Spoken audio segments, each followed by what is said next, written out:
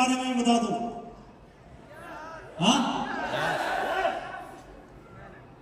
बाकी बचा मैं, तो मैं हूं आपका सेवक। मैं इसलिए बोलता हूं कि जो आज प्यार सम्मान जो मिल रहा है, तो मुझे एक वाकया याद आता है। एक रेस्टोरेंट था, उस रेस्टोरेंट में बहुत भीड़ लगी रहती थी। और उस भीड़ का फायदा उठा करके एक गरीब लड़का था, और वो भीड़ का फायदा उठा करके अंदर आ जाता रेस्टोरेंट में, और वहां पर आकर के भीड़ में चुपके से खा के चला जाता, और कभी बिल नहीं देता था, पैसे नहीं चुकाता। और ये आए दिन की बात हो गई। लगातार वो भीड़ का इंतजार करता, भीड़ जैसे हो जाती बहुत सारी, वो आता, खा के चुपचाप से भाग जाता। एक ग्राहक ने नोटिस कर लिया कि ये लड़का आता है और बिना पैसे चुकाए चला जाता है। दुकान के मालिक से, रेस्टोरेंट के मालिक से उसने शिकायत की कि लाला जी देखो, ये लड़का आया और ये आकर के और खा के चला गया, इसने पैसे नहीं दिए, कल इसको रंगे हाथों पकड़ते हैं। तो दुकान के मालिक ने बोला कोई बात नहीं, उसको जाने दो, ऐसी कोई बात नहीं, बाद में बात करते हैं। अगले दिन संयोग की बात, जिसने शिकायत की वो भी आया, और उसी टाइम पर भीड़ बहुत थी और उस लड़के का भी आगमन हो गया। वो खा रहा था, वो लाला जी के पास गया और बोला रंगे हाथों पकड़ते, खा रहा है, देखना पैसे दिए मेरा भाग जाएगा। और इंतजार करते रहे, और हुआ यही को पैसे दिए मेरा चला गया। तो उसने बोला कि आप कुछ बोलते क्यों नहीं, आपके आंखों के आगे बिना पैसे दिए चला गया, और ये डेली का क्रम है। वो आता है, खा के चला जाता है, पैसे देता नहीं, चुकाता नहीं, और एक दिन की बात नहीं है, बार बार की बात है। तो लाला जी ने बात को जाने दिया। अगले दिन उसको बुलाया जिसने शिकायत की थी, तो देखा आज वो लड़का कहाँ है, तो दिखाई नहीं दिया, रेस्टोरेंट में तो दिखाई नहीं दिया। तो रेस्टोरेंट में कांच का दरवाजा था, उसके पार वो लड़का रोड के उस पार दिखाई दे रहा था। और लाला जी ने बोला उस लड़के को देख रहे हो वहां? बोला हाँ देख रहे हैं। वो क्या कर रहा है? तो सामने वाले जिसने शिकायत की थी उसने बोला लाला जी भीड़ होने का इंतजार कर रहा है, कब भीड़ होगी और कब मैं चुपके से घुसूं। बोला हाँ यही तो मैं बोलना चाहता हूं। वो वहां पर रोड के उस पार उस ऊपर वाले से डेली प्रार्थना करता है कि हे मालिक कब इस रेस्टोरेंट में भीड़ हो और कब मैं इसमें जाकर के अपना खाना खाऊं।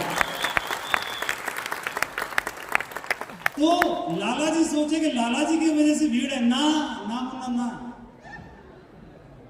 ना जाने किसकी प्रार्थना की वजह से लाला जी की दुकान चल रही है। और मैं भी ये बोलना चाहता हूं कि आज जो प्यार, जो सम्मान, जो सत्कार मिल रहा है वो न जाने कितने लोगों की प्रार्थनाओं की वजह से चल रहा है, ये मैं जानता हूं। और संक्षेप में मैं आपसे अपने बारे में बताना चाहता हूं, समय नहीं दे रहा। आज का हमारे हीरो जो है अभी उनको सुनना बाकी है। संक्षेप में बताता हूं, आज से 19 साल पहले मुझे ये बिजनेस दिखाया गया। तो कोई भी स्टूडेंट या कोई भी आदमी अपने जीवन में नौकरी पाना चाहता है, डॉक्टर बनना चाहता है, पायलट बनना चाहता है, बैंक ऑफिसर बनना चाहता है, सब कुछ बनना चाहता है, लेकिन डायमंड तो कोई नहीं बनना चाहता। क्या ये बात सही है कि नहीं? ऐसा कुछ सुना आपने? बचपन से डायमंड बनने का सपना देख रहा था, ऐसा सुना नहीं? हमारे घर वाले भी हमको कुछ बनते हुए देखना चाहते हैं, लेकिन डायमंड बनते हुए कोई ना देखना चाहता ना कोई बनना चाहता। तो मेरा भी घर कोई अलग तो था नहीं।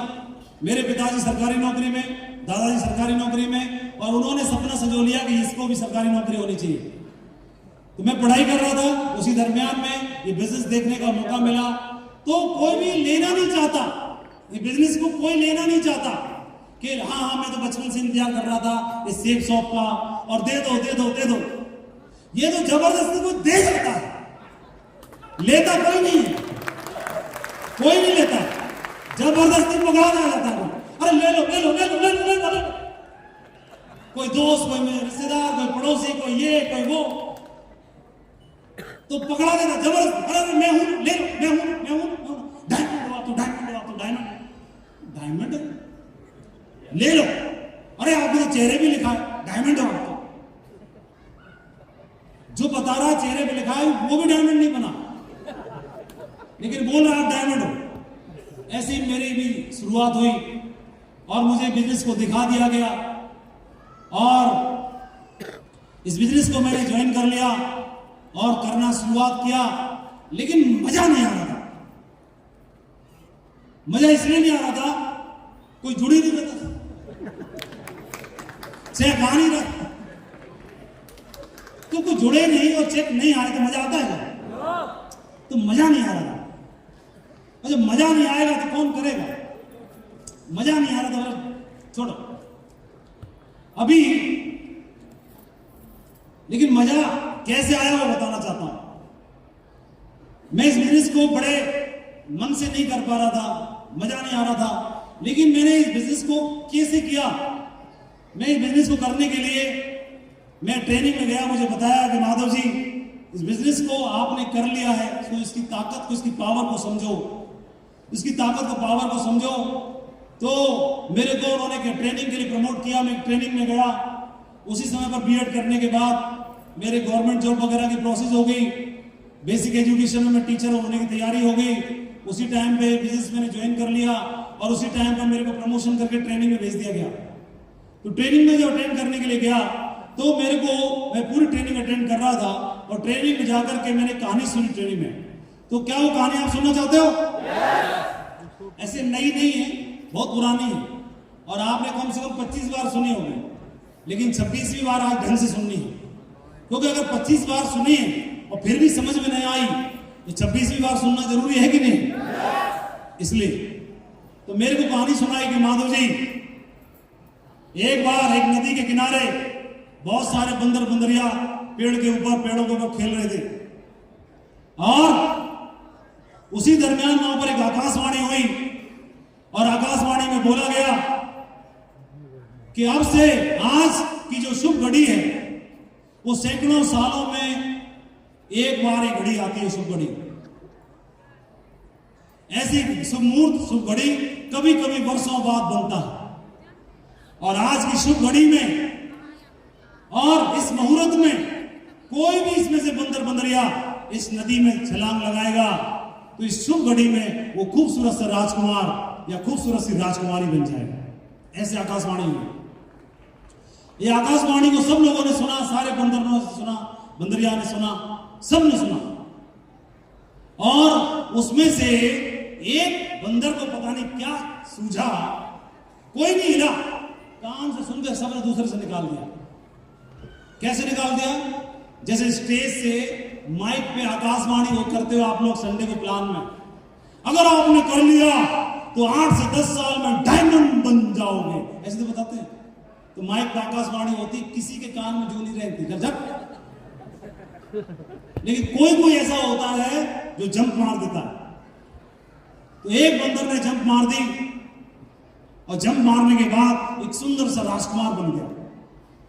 राजकुमार बन के बाहर निकलने लगा। इस घटना को उस राज्य की राजकुमारी आई हुई थी शिकार पर, वो पूरी घटना को देख रही थी अपनी आंखों से देखने के बाद वो उसकी तो आंखें फटी रहेगी, बोले ये क्या हो रहा है? इतने सारे बंदर बंदरिया थे, कोई नहीं कूदा, ये कूद गया और सुंदर राजकुमार बन गया। उसको अपने नजदीक बुलवाया, अपने सैनिक भेजे, उसको बुला करके लेके आए। राजकुमार जो बंदर था, राजकुमार बन चुका था, उससे राजकुमारी ने एक सवाल पूछा कि मैं आपसे एक सवाल पूछना चाहती हूँ। आकाशवाणी हुई, वो मैंने भी सुनी और आकाशवाणी की सुनने के बाद आप उस शुभ मुहूर्त में कूदे, आप सुंदर राजकुमार बने, लेकिन आप ही क्यों कूदे मैं आपसे जानना चाहती हूँ, बाकी तो कोई नहीं कूदा। तो जो बंदर राजकुमार बन चुका था उसने जवाब दिया, राजकुमारी साहिबा, आकाशवाणी हुई, आकाशवाणी में बोला गया कि सुंदर सा राजकुमार बन जाएगा या राजकुमारी बन जाएगा, तो हमने सोचा कि नदी में जंप लगाते हैं और वैसे तो भरोसा है नहीं कि हम राजकुमार बनेंगे, लेकिन राजकुमार बन गए तो बढ़िया है, नहीं तो ठंडे पानी में नहा के बाहर निकल आएंगे। बंदर तो अपन पहले से है ही, आकाशवाणी में तो बोला नहीं गया तो कुत्ता बन जाएगा, बिल्ली बन जाएगा, कुछ और बन जाएगा। तो राजकुमार पहले से तो है नहीं, बंदर है, बन गए तो बढ़िया है। नहीं तो ठंडे पानी में नहा के बाहर निकल आएंगे। ये मैंने सोचा और उसकी सोच को राजकुमारी ने सैल्यूट मारा और तुरंत ही उसको विवाह का प्रस्ताव दे दिया। बोला अभी मुझसे ब्याह करोगे? तो थोड़ी देर पहले बंदर था, थोड़ी देर में राजकुमार हो गया और थोड़ी देर बाद ही वहां का राजा भी हो गया। फिर मेरे को कहानी सुनाई दी, फिर मेरे से पूछे माधव जी क्या समझ में आया? मेरे से अपलाइन ने पूछा क्या समझ में आया? मैंने कि राजा साहब काश हम भी बंदर होते उस समय। अपलाइन को बोला उस जमाने में काश हम ही बंदर होते। तो उन्होंने बोला यार तुम यार ऐसे ही वैसे की वैसी कहानी का तो कुछ संकेत समझे कि नहीं समझे? समझाओ। तो उन्होंने समझाया कि माधव जी अपन इसमें कूदते हैं और कूदने के बाद अगर डायमंड बन गए तो बढ़िया है, डायमंड बन गए तो बढ़िया है, बढ़िया नहीं बने तो नहा के निकल आएंगे, ताली बजा के निकल आएंगे। मास्टर तो हम पहले से हैं। मास्टर क्या समझा रहे हैं? वो जो है माधव इस जमीन में यहां खड़ा है, यहां तो यहां से उछलेगा तो या तो ऊपर जाएगा, नहीं यहां तो खड़ा है, यहां से पाताल में थोड़ी ना घुस जाएगा, यहां तो यहां से आ जाएगा, यहां बोला मास्टर है ये तो बना ही रहेगा। अपनी एक मोटी बुद्धि थी और मोटी बुद्धि में ये वाली बात फिट हो गई कि हम अगर कूदे तो या तो डायमंड बनेंगे नहीं तो मास्टर जी तो है, ये तो अपना कहीं जाने वाला है नहीं। तो अभी अपने को मोटी बुद्धि में समझ में आ गया और बोला अभी हम इसमें जंप लगाएंगे। तो जंप लगाने का मतलब उन्होंने बताया कि जंप लगानी है उसमें। कई लोग ऊपर से पेड़ की डाली पे से पूंछ को लटका के देखते हैं, उसमें पानी चेक करता हूं ठंडा है कि गर्म है, टांग डाल के देखते हैं पानी चेक करता हूं ठंडा है कि गर्म है। उन्होंने बोला कूदना है। और उस दिन 26 जून 2003 का वो दिन था। मेरी आईडी सेप्सो की महान वेबसाइट पर रजिस्टर्ड हुई। मुझे नहीं मालूम था कि मेरा जीवन बदलेगा, मुझे नहीं मालूम था मैं डायमंड बनूंगा। मैं इसमें कूद गया तो सिर्फ कूदने से क्या डायमंड बन सकते हैं क्या? बताओ। मैं कूद गया तो मेरे सामने अब नौकरी भी है, तो अब नौकरी भी मिल गई और ये बिजनेस भी मिल गया, तो दोनों चीजें मेरे पास में हैं। तो क्या अभी संभव है? मेरे सामने विकल्प बहुत सारे, दूसरा विकल्प भी मेरे पास में है। और जब दूसरा विकल्प अपने पास होता है तो कई लोगों का रहता है इस बिजनेस में कूद नहीं पाते। मैं इस बिजनेस में कूदने के बाद सिर्फ कूदने से डायमंड नहीं बनते। और मैंने क्या किया इस बिजनेस में, सबसे पहले मैंने बिजनेस में देखा, पहला मेरे दिमाग में बात आई कि मेरे लिए कूदने की बात समझ में आई और मैं कूदने के बाद या तो डायमंड बन सकता हूं या फिर यहां से मैं जो हूं वो तो रहने वाला हुई। ये मेरे लिए बहुत बड़ा अवसर था जहां से मैं डायमंड बन के अपने परिवार के लिए खुशहाली ला सकता हूं, मैं अपने परिवार के लिए समृद्धि ला सकता हूं, मैं अपने परिवार के लिए संपत्ति अर्जन कर सकता हूं, मैं अपने परिवार के लिए सम्मान अर्जन कर सकता हूं, मैं अपने परिवार के लिए वो खुशहाली ला सकता हूं। ये मेरे को एक बात समझ में आई। लेकिन दूसरी बात समझ में आई, सिर्फ कूदने से डायमंड नहीं बनते। तो ट्रेनिंग में मेरे अपलाइन ने दूसरी पॉइंट समझाया कि अगर आप इस रास्ते पर आ गए और आने के बाद में किसी ने बोला कि मैं बढ़ई बनना चाहता हूं, कारपेंटर, तो सीखना पड़ेगा ना उसको कारपेंटरी।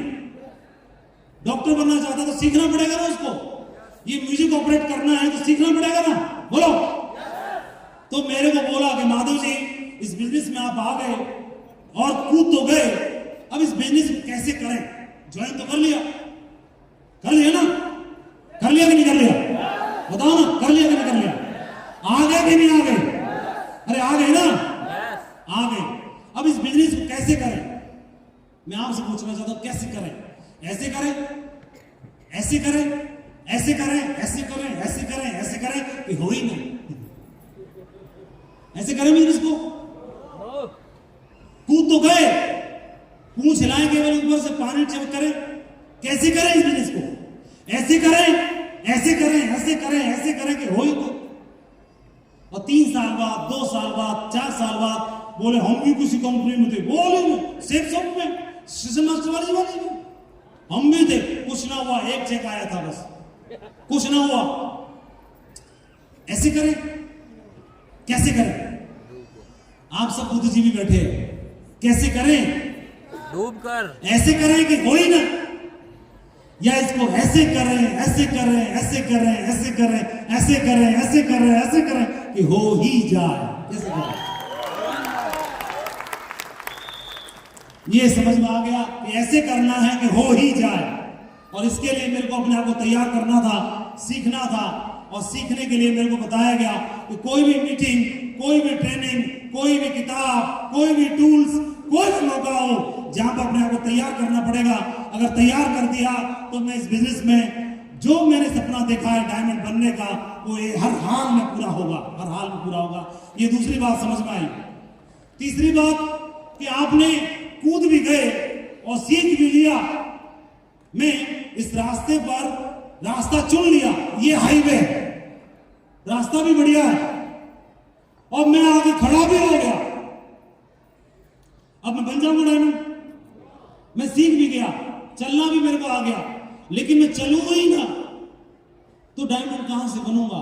तो उन्होंने बताया दूसरा स्टेप के बाद, पहला कूद जाओ, दूसरा स्टेप सीख लो इतना इतना इतना कि सामने वाला किसी भी लेवल का, किसी भी प्रोफाइल का हो, वो आप उसको इस बिजनेस की ताकत समझाने की सामर्थ्य रखते हो, इतनी ताकत यहां से भेजे में घुसाने की ताकत रखते हो।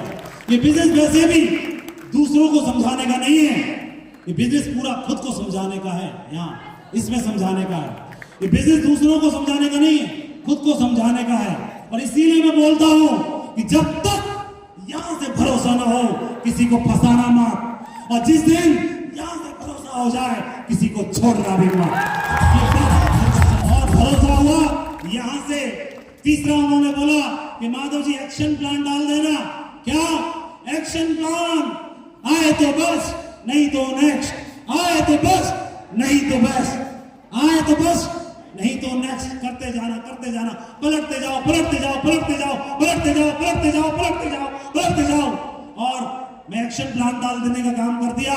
लेकिन कई बार जब आप काम करना शुरू करते हो, पहला काम कूद गया, दूसरा काम सीख लिया, तीसरा काम एक्शन डालना है, लोगों से मिलना है। लेकिन 3 काम से भी डायमंड नहीं बन सकते। क्यों? क्योंकि आप काम करोगे, सीख भी लिया, कूद भी गए, तो आप क्या होगा? चैलेंज आएंगे। क्या ऐसा हो सकता है? क्या आप आईएएस का एग्जाम पास करना चाहते हो और पहली बार में ही आपका बीट हो जाए? ऐसा हो सकता है क्या? नहीं। क्या पहली बार में आप डायमंड बन जाए, ऐसा संभव है क्या? नहीं। तो इसमें क्या होगा? आपको चैलेंज आएगा। तो चैलेंज कौन कौन सा आएगा? फेल हो सकते हो कि नहीं हो सकते हो? फेलियर आएगी, चैलेंज आएगा। चैलेंज कौन कौन से? फाइनेंशियल चैलेंज आएगा, इमोशनल चैलेंज आएगा, घर से, परिवार से, फाइनेंशियल चैलेंज आएगा, पैसे की दिक्कत आएगी, बहुत सारी चीजें। ये मेरे को समझ में आया कि चैलेंज जब आएगा तो इससे निपटने का तैयारी करनी पड़ेगी। और इससे निपटने की तैयारी के लिए उन्होंने बताया कि जब रास्ते पर चलते हो तो कभी भी रास्ता भ्रम हो सकता है, दिशा भ्रम हो सकता है, और इसके लिए चाहिए एक अपलाइन, एक गुरु, एक कोच, एक मेंटर जो बार बार याद दिलाते रहे इस बात के लिए कि शाबाश मेरे शेर, तुम कर सकते हो, तुम कर सकते हो, तुम कर सकते हो, तुम कर सकते हो, शाबाश मेरे शेर, तुम कर सकते हो, कर सकते हो। हनुमान जी के अंदर ताकत उड़ने की भी क्यों ना हो, लेकिन उसको याद दिलाने वाला एक जामवंत चाहिए होता है। ये बात अपने को समझ में आई। और उन्होंने बोला 1 2 3 4 5 इसको निपटने का इंतजाम करना, अपलाइन को साथ रखना, एक मेंटर होना चाहिए। ऐसी कोई सत्ता होनी ही चाहिए जिसका आदेश हमारे लिए सर्वोपरि हो। कोई एक गुरु, कोई एक मेंटर, कोई राह दिखाने वाला, कोई रास्ता बताने वाला। ये मेरे को बोला, इसका मैंने ध्यान रखा।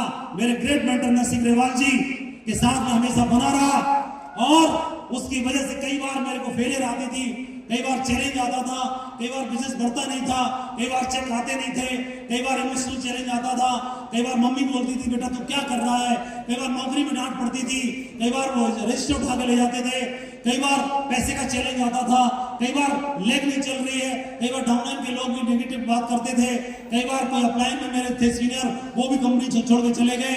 कई बार इस तरह की समस्या आने लगी, मेरे को लगा कि मैं तो बदकिस्मत आदमी हूँ। लेकिन मेरे को उस दरमियान में ये एहसास कराने वाला कि माधव जी आप तो बहुत लकी हो, आप बहुत खुशकिस्मत हो और आप चैंपियन हो, आप कर सकते हो, कर सकते हो, कर सकते हो, बात बताने वाले मेरा क्लाइंट थे। तो मेरे को इस चीज को समझ में आया और इसके बाद में उन्होंने एक बात और सिखाई कि इस बिजनेस में जब आप काम करोगे तो काम करते करते करते करते करते कभी चेक आएंगे, कभी बिजनेस बढ़ेगा, कभी नहीं बढ़ेगा, कभी दिक्कत आएगी, कभी चैलेंज आएगा। तो ये चीजें हमको मजबूत बनाने के लिए होती हैं और टेस्ट और इम्तिहान ले लिया जाता है बच्चे का भी कक्षा 1 से कक्षा 2 में जाने के लिए कि 2 में जाने के लायक हुआ कि नहीं हुआ, उसके लिए टेस्ट लेना पड़ता है, उसका इंटरव्यू लेना पड़ता है। इसीलिए परमात्मा भी कि नॉर्मल साधारण घर में से अगर अरबपति बनना है, करोड़पति बनना है तो इसके लिए इम्तिहान लेगा कि नहीं लेगा, आप बताओ। इसके इम्तिहान लेने के बारे आएंगे तो वो थोड़ा सा टेस्ट लेता है, एक इंटरव्यू लेता है, एक इम्तिहान लेता है। अगर तुमको नॉर्मल साधारण परिवार से आपके खानदान का लिखना है, उसके लिए थोड़ा सा चैलेंज लेने की तैयारी करता है और वो चैलेंज से पास करने के लिए आपको मन से मजबूत होना पड़ेगा। और मन से मजबूत होने का एक ही बात हो सकती है, आपको किताबें पढ़नी है, आपको ऑडियो सुनने हैं, आपको ट्रेनिंग सुननी है और ऐसे लोगों के बीच में रहना है। जिन लोगों के बीच में रहोगे आप वही बन जाओगे। तो मैंने संगति बदल दी, मैं अपलाइनों के बीच में रहा, किताबें पढ़ना शुरू कर दिया।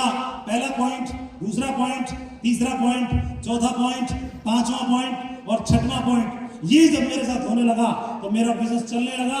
2003, 2004, 2005, 2006, 2007, 2008, 2009 में जाके मैं डायमंड बन गया। पहले 6 साल का वक्त लगा।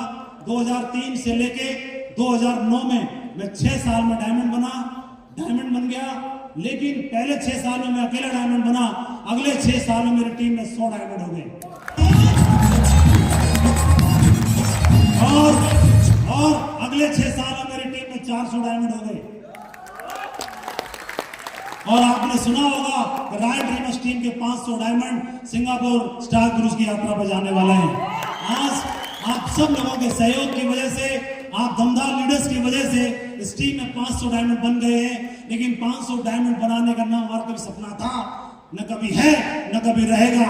सपना अभी कुछ बहुत बड़ा बन चुका है, क्योंकि जब आदमी का पेट भर जाता है ना तो वो आदमी फिर देखता है किसकी थाली में रोटी नहीं है। यार अपने पर्सनल गोल जब आपके पूरे हो जाते हैं, तो आपका लिए शुरू हो जाता है सोशल गोल।